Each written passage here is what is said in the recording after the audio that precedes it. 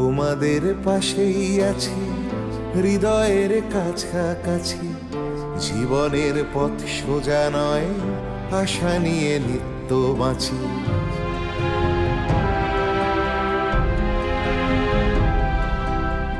শিক্ষা ছড়িয়ে পড়ুক ভেদাভেদ শূন্য করে, এ বেলা নাই বা জুটুক, ও বেলা জুটতে পারে। বিপ্লব আসছে দেখো নারী, তুমি পিছিয়ে জানি।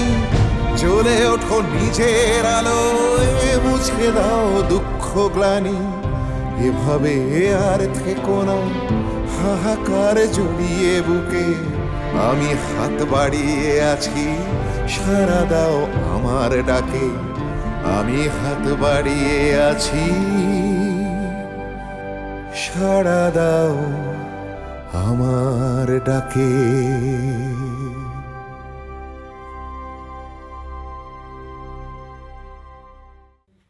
না রে হীরা,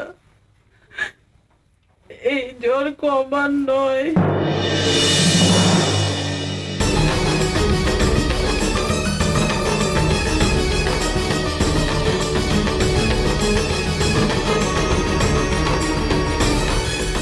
বা কিছু বলছেন না তো? সুলতানের কি হয়েছে?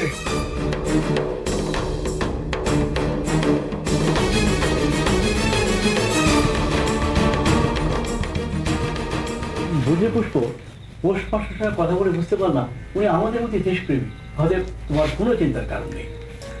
আমি বেশ ঘাবড়ে গিয়েছিলাম, তাই কবিরাজ মশাইয়ের ওখানে গিয়েছিলাম। হ্যাঁ, মোহর যখন আমাকে চিঠির কথা বললো, তখন আমি মোহরকে বললাম যে মোহর, আমি একাই বরং আমার সঙ্গে দেখা করি। কারণ আমার মনে হয়েছিল অন্য কেউ থাকলে উনি বোধ হয় খোলস ছেড়ে বেরোবেন না। আসলে ঠিক তাই, কিছুক্ষণ কথা বলার পর উনি কিন্তু তার খোলস থেকে বেরিয়ে দেন। কি বললেন উনি চিঠির কথা? বললেন যে বাড়ি থেকে যদি খোঁজ করে তাহলে উনি একটা এই চিঠির নকল বের করে দিতে পারবেন। মতো নকল করতে পারবেন তো? হ্যাঁ হ্যাঁ, ওর আত্মবিশ্বাস দেখে তো মনে হলো পারবে। যাক, কিছুটা নিশ্চিন্ত হলাম। অখিলেশের কোনো খবর পেলেন? না, তবে অজয় এবং নাজিমুল যা বললো তুমি ওদের বিশ্বাস করতে পারো। আমি নাজমুলকে অনেকদিন থেকে জানি, ও নিশ্চিন্ত না হয়ে খবর দিত না।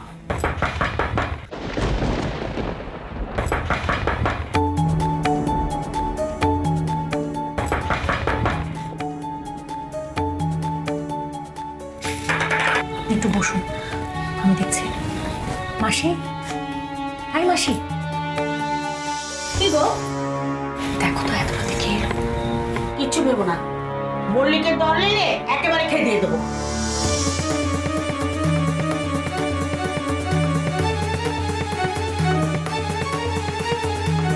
আপনি আপনি আমাকে চিনবেন না, আমি মোহর কবিরাজের বড় ছেলে। সোমনাথ কাকাকে একটু ডেকে দিবেন, খুব জরুরি দরকার। ও পুষ্প, বদ্দি মশাই, মোহর কবিরাজের ছেলে এসছে।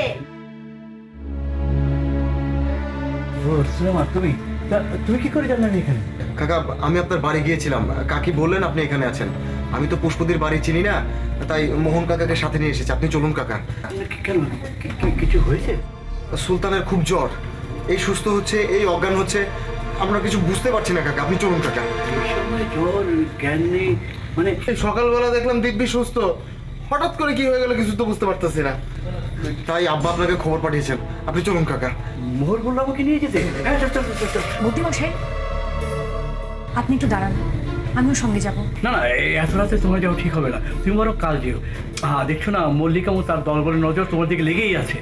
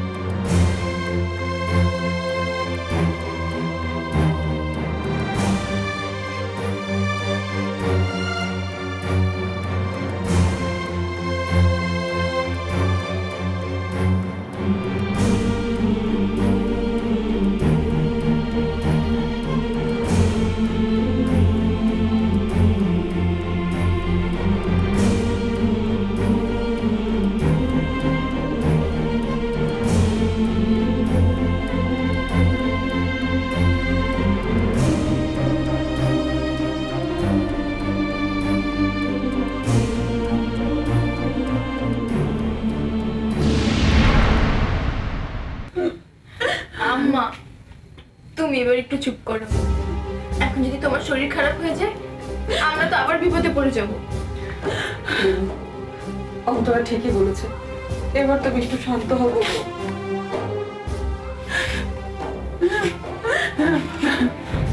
অন্তরা চল আমরা গিয়ে দেখি সুলতানকে। চল।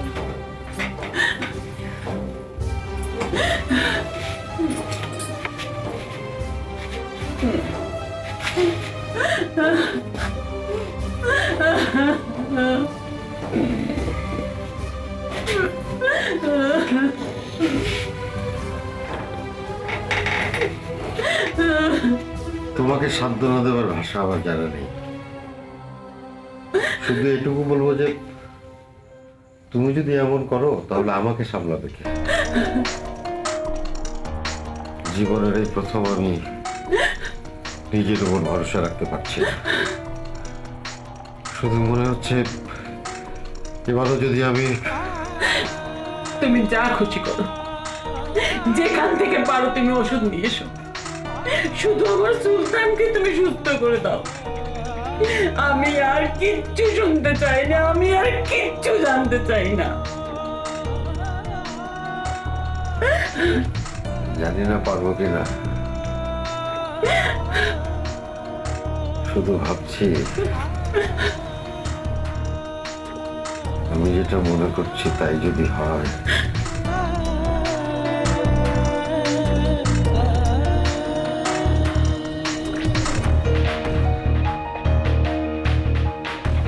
আমার মনের ভেতরে শুধু একটাই দ্বন্দ্ব, এবার আমি পারবো তো?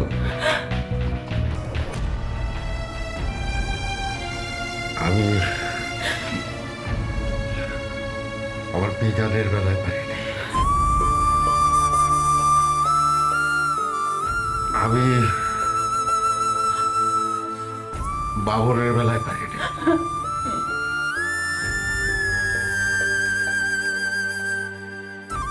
কিন্তু এইবার আমাকে পারতেই হবে। আব্বা, আব্বা, সোমা কবে এসেছেন?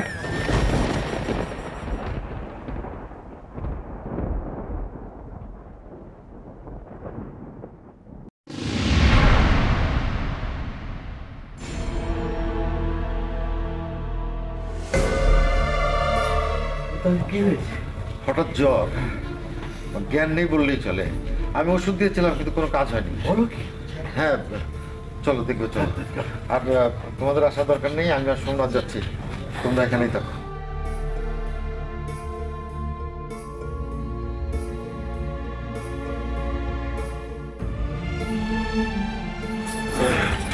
এসো এসো এসো।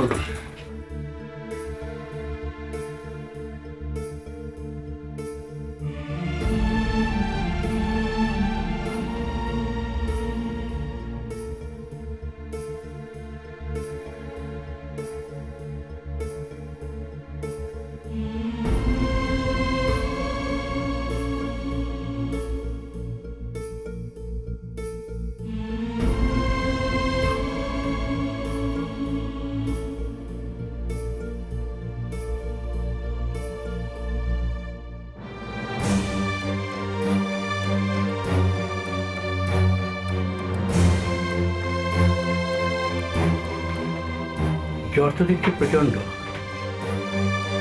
এই ধরনের জ্বর দু কারণে হতে পারে। একটি হচ্ছে ভাইরাস, মানে সংক্রমণ, আর দ্বিতীয়টি হচ্ছে তুমি নিশ্চয়ই বুঝতে পারছো মোহন,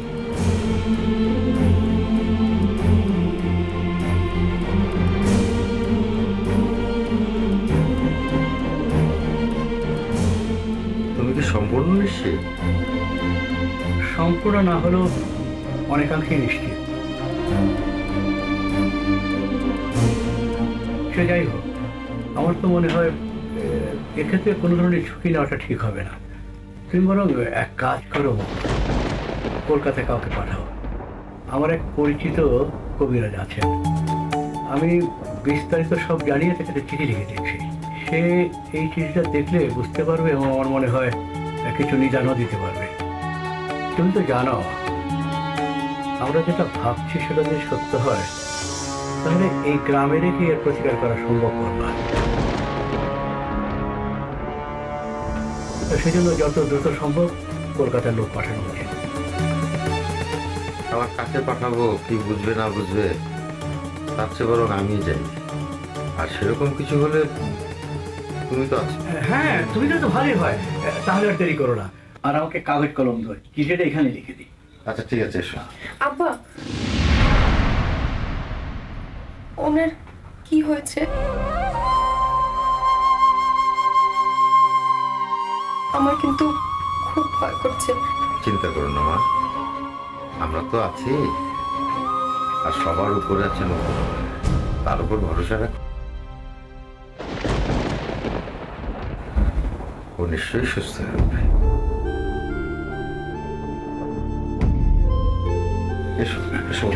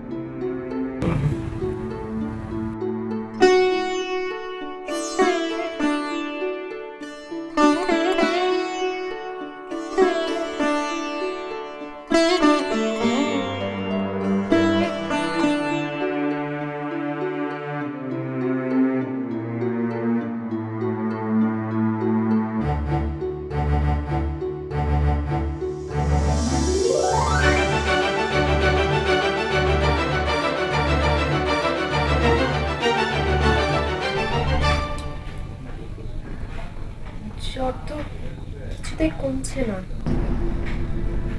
কি করবো এখন? আম্মাকে কি খবর দেব? হ্যাঁ, সেটাই ভালো।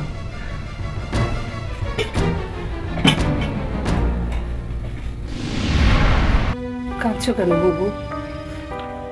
ভাইজান তো মোহনকে নিয়ে শহরে গেছে। ওষুধ এনে সুলতানকে খাইয়ে দিলেই দেখো কেমন ঠিক হয়ে যাবে সুলতান। বিশ্বাস হয় না রে, ঘর পোড়া গরু সিঁদুরে মেঘ দেখলে ভয় পায়। আমার মিজানকেও তো আমি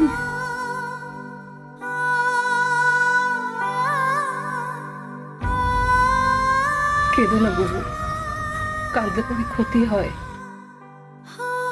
দেখো বাবু, আমি সুলতানকে পেটে ধরিনি এ কথা সত্য, কিন্তু সুলতানকে আমি ছোটবেলা থেকে কোলে পিঠে করে বড় করিনি বলো। বাবু, তুমি যদি এমন করো তাহলে আমরা কি করে থাকবো বলো তো? কি করে থাকবো? মনটাকে অনেক বোঝানোর চেষ্টা করছি, সব সময় বলছি সব ঠিক হয়ে যাবে, সব ঠিক হয়ে যাবে, কিন্তু কিছুতেই মানছে না। মায়ের মন তো খালি কুগায়।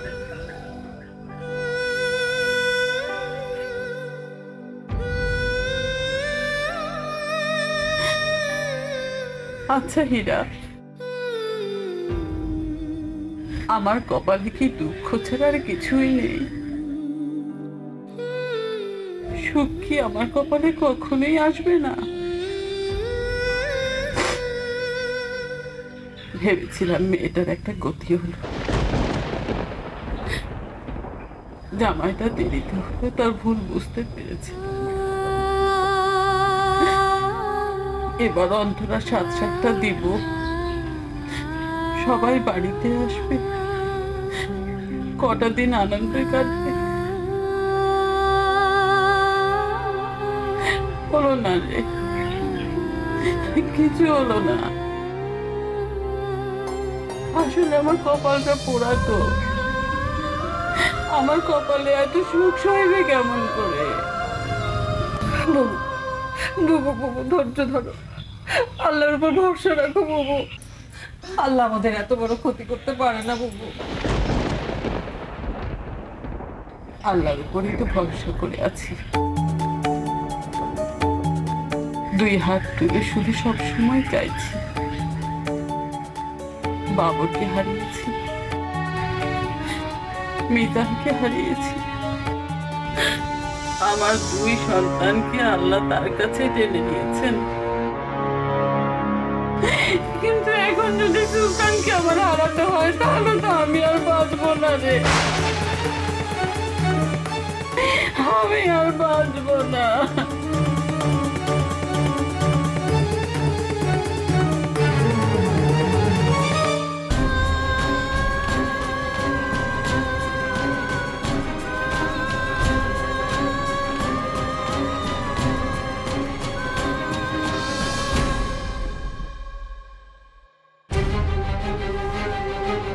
আমার দুই সন্তানকে আল্লাহ তার কাছে টেনে নিয়েছেন। আপনি দেখবেন আমি আপনাকে ঠিক সুস্থ করে তুলবো, আপনার কিচ্ছু হবে না। এই পৃথিবীর কোনো শক্তি নেই যে আমাকে আপনার কাছ থেকে আলাদা করবে, কেউ পারবে না, কেউ না।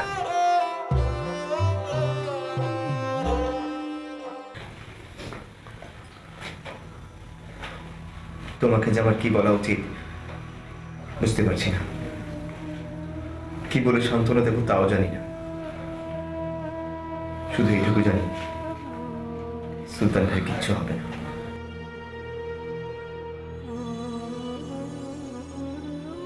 একটা মানুষ যে সবসময় অন্যের দুঃখে নিজে সর্বস্ব দিয়ে পাশে দাঁড়ায়, আল্লাহ কখনই তার খারাপ কিছু করবে। কেঁদো না তোরা, কেঁদো না, সুলতান ভাই ঠিক হয়ে যাবে। আমার সুলতান ভাইজানের জন্য আজ তুমি এখানে। ও চিরকালের সব কথা আমার সঙ্গে আলোচনা করত, ও কিছুতেই আমার দুঃখ সহ্য করতে পারত।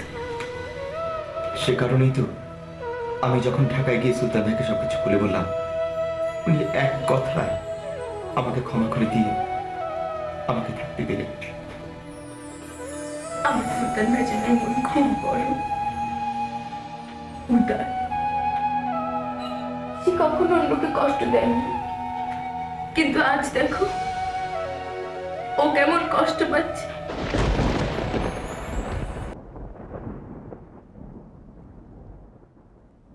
আমি যা এখানে 10 টাকা রেখেছিলাম, কোথায় গেল? আমি কি করে জানবো? আশ্চর্য, তুমি না জানলে কে যাবে বলো? এগুলো তো বাইরের লোক টাকা নিয়ে যায় না। কি তুমি আমাকে চোর বললে? চোর আবার কখন বললাম? আমি বললাম এখানে টাকাটা আমি রেখেছিলাম, তুমি সেই টাকাটা দেখেছো কিনা বা অন্য কোথাও সরিয়ে রেখেছো কিনা। কথা ঘুরানোর চেষ্টা করো না। আমি লিখতে পড়তে জানি না তার মানে এই না আমি মানুষের কথা বুঝতে পারবো না। আমাকে এত বোকা ভেবো না। তুমি যে বোকা নও এই কথা অনেক আগে আমি জানি। কথা না ঘুরিয়ে টাকাটা কোথায় রেখেছো দাও, সুলতানের জন্য জিনিস কিনতে হবে, দাও তাড়াতাড়ি।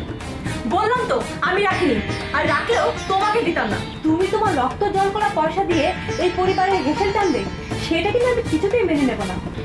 আজ অন্তরার সাথ সাথ কাল পূর্ণি আমাদের বাড়িতে থাকবে, পরশু তোমার ভাইয়ের শরীর খারাপ হবে, এইসব নিয়ে আছো তাই না?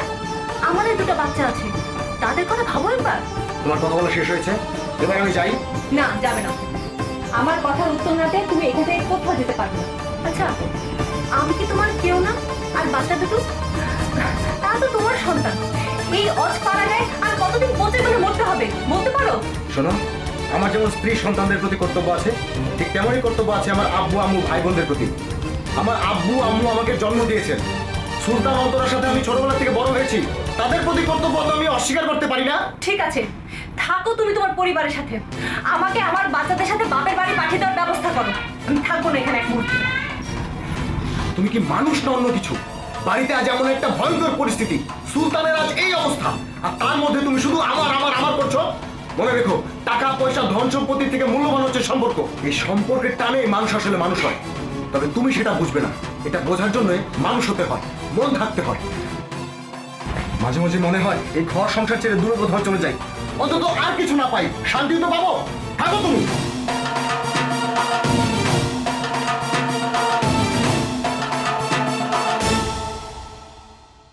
ওই ছেলের ওষুধ আনতে শহরে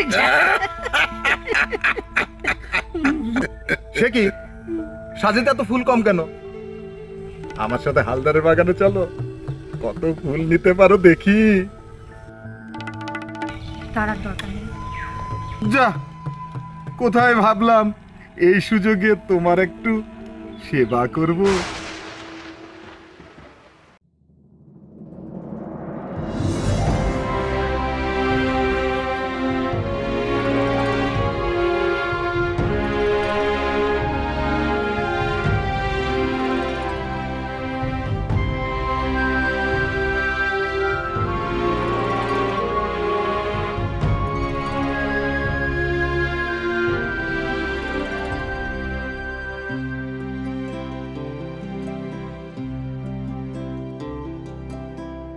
তোমাদের পাশেই আছি, হৃদয়ের কাছাকাছি। জীবনের পথ সোজা নয়, আশা নিয়ে নিত্য বাঁচি।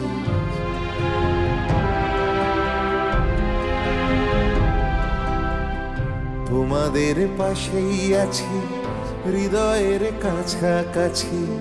জীবনের পথ সোজা নয়, আশা নিয়ে নিত্য বাঁচি।